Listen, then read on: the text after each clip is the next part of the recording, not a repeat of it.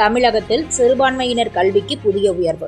159 கல்வி நிறுவனங்களுக்கு நிரந்தர அந்தஸ்து. தமிழக முதல்வர் மு.க. ஸ்டாலின் சிறுபான்மையினர் கல்விக்கு முக்கிய தீர்வாக 159 கல்வி நிறுவனங்களுக்கு நிரந்தர அந்தஸ்தினை வழங்கியுள்ளார். மேலும் டெட் தேர்வு வழக்கினை மேல்முறையீடு செய்யாமல் வாபஸ் பெறும் மூலம் ஆயிரக்கணக்கான சிறுபான்மையினர் ஆசிரியர்கள் பயன்பெறும் வகையில் நடவடிக்கை மேற்கொண்டுள்ளதாக தமிழ்நாடு மாநில சிறுபான்மையினர் ஆணைய தலைவர் ஜோ அருண் தெரிவித்துள்ளார்.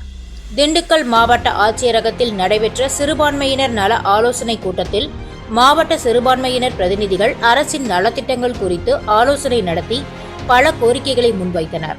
இதைத் தொடர்ந்து செய்தியாளர் சந்திப்பில் ஜோ அருண் தமிழக அரசின் வழிகாட்டுதலின்படி 38 மாவட்டங்களில் சிறுபான்மையினர் நலனுக்காக ஆய்வு மேற்கொள்ளப்படுவதாகவும் இதுவரை 10 மாவட்டங்களில் ஆய்வு முடிவடைந்துள்ளதாகவும் தெரிவித்தார். இதற்கிடையில் சிறுபான்மையினர் கல்வி நிறுவனங்களுக்கு ஒவ்வொரு ஆண்டும் புதுப்பிக்க வேண்டிய நிலை நீக்கப்பட்டு நிரந்தர அந்தஸ்து வழங்கப்பட்டிருப்பது ஒரு முக்கிய முன்னேற்றம் என கூறினார். சான்றோர் குரல் செய்திகளுக்காக திண்டுக்கல் செய்தியாளர் லட்சுமணனுடன் செய்தி வாசிப்பாளர் முத்துலட்சுமி.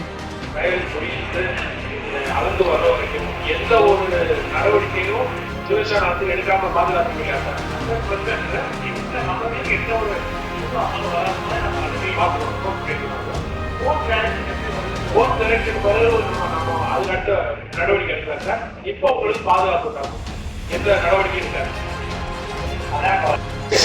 ஏதோ மும்பைன்னு சொல்லி சார் எனக்கு ஒரு ரிப்போர்ட் கொடுங்க சார். ஏன்னா சார் அங்கே ஏதாவது ஒரு இஷ்யூ வந்துச்சுன்னா ஆணைய தலைவர் என்ன சொல்றாங்க போட்டு வரும் சார். நான் சொல்லணும்ல சார் அதுக்கு சார் இது ஏன்னா இவங்க சொல்றது என்னன்னா முன்னாடி அது இருந்த இடத்த கிராம நத்தமா கன்வெர்ட் ஆகிருக்கு.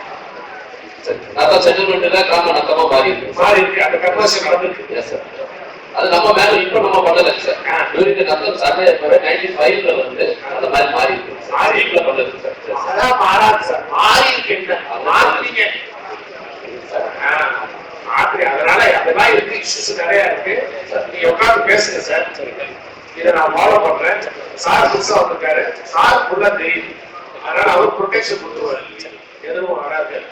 இதை ஃபாலோ பண்ணது கொஞ்சம் பெரிய சீரியஸான பேசாமி சாரலா, பழனியம்மாள், மீனா, அமுதா, லீலாவதி என்ற ரூபி, துணை முதலமைச்சருடைய வழிகாட்டுதலின்படியும் எங்களுடைய துறை அமைச்சருடைய சிறுபான்மை துறை அமைச்சருடைய எங்களுடைய குடியிருப்பின்படி எங்களுடைய அரசு அதிகாரிகள் எங்களுடைய ஆணையத்தின் உறுப்பினர்கள் அனைவரும் இணைந்து சிறுபான்மை மக்களுக்கு பாதுகாப்பு சேஃப்கார்ட்ஸ், சிறுபான்மை மக்களுக்கு உரிமைகள் ரைட்ஸ், சிறுபான்மை மக்களுக்கு வெல்ஃபேர் ஸ்கீம்ஸ் நலத்திட்டங்கள் எந்த அளவுக்கு மக்களிடம் போய் சேர்ந்திருக்கிறது, மக்கள் பாதுகாப்பாக வாழுகிறார்களா, அரசியல் சாசன சட்டத்தின்படி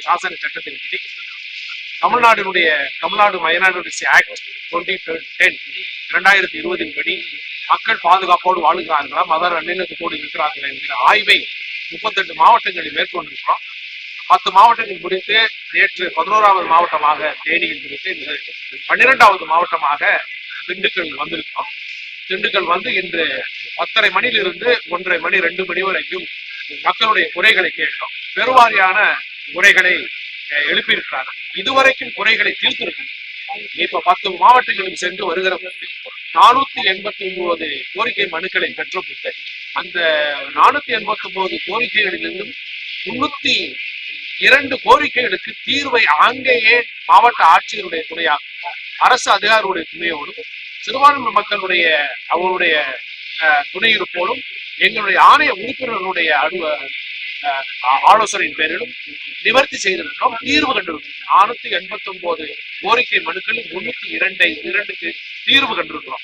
அண்மையில் இதுவரைக்கும் ஒரு பிரச்சனையாக இருந்த அதாவது சிறுபான்மையினர் கல்வி நிறுவனங்களுக்கு சிறுபான்மையினர் அந்தஸ்து கிடைக்காமல் இருந்தது. ஒவ்வொரு வருடம் அதை புதுப்பிக்க வேண்டும் என்று சொல்லி ஒன்றிய அரசை அணுக வேண்டியிருந்தது.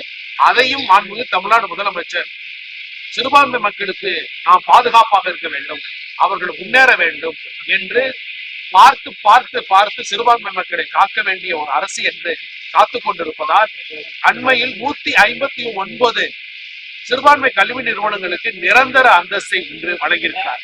அண்மையிலே டெட் தேர்வு அவசியம் என்று இருப்பதை மேல்முறையீடு செய்யாமல் அதை சுப்ரீம் கோர்ட்ல இருந்து வாபஸ் பெற்று ஆயிரக்கணக்கான சிறுபான்மை ஆசிரியர்களும் மற்ற ஆசிரியர்களும் பலன் வரும் மாண்பு தமிழ்நாடு முதலமைச்சர் செய்திருக்கிறார்.